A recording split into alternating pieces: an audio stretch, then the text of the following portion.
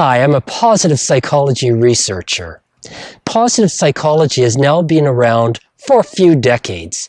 And the question is, what have we learned from all this research? Well, the main thing is we've learned that personal relationships or social relationships are critical to our happiness.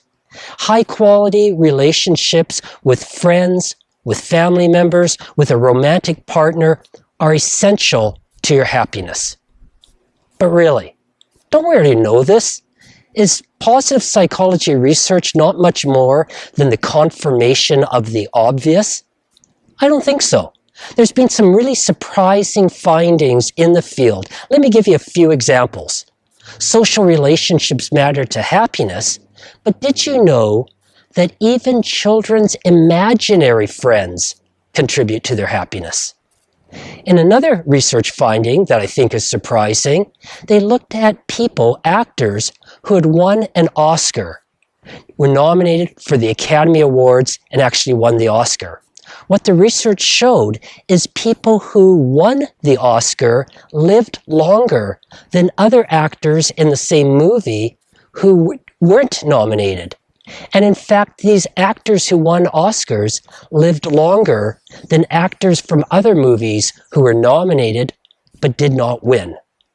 As a third example, we know that high levels of optimism are a good thing.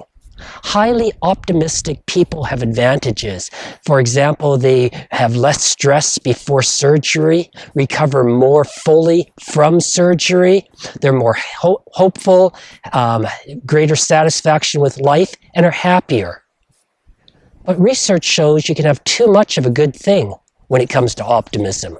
Super optimistic people, people in the top fraction of 1%, have certain disadvantages.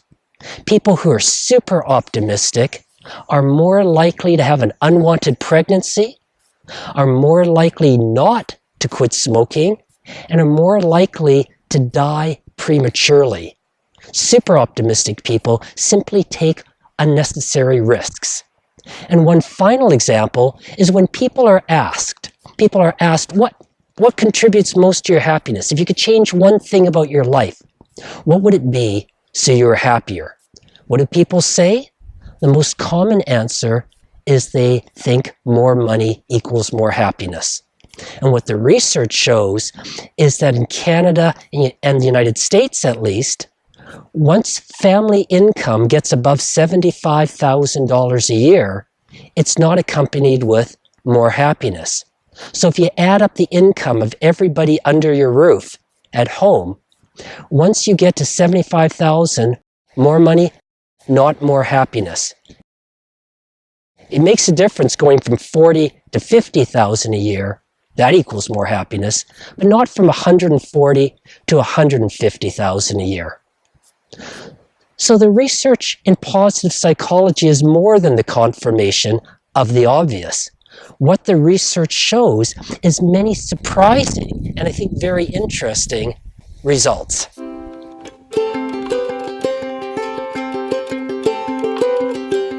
For me, a field of study isn't very interesting unless it has some surprising findings.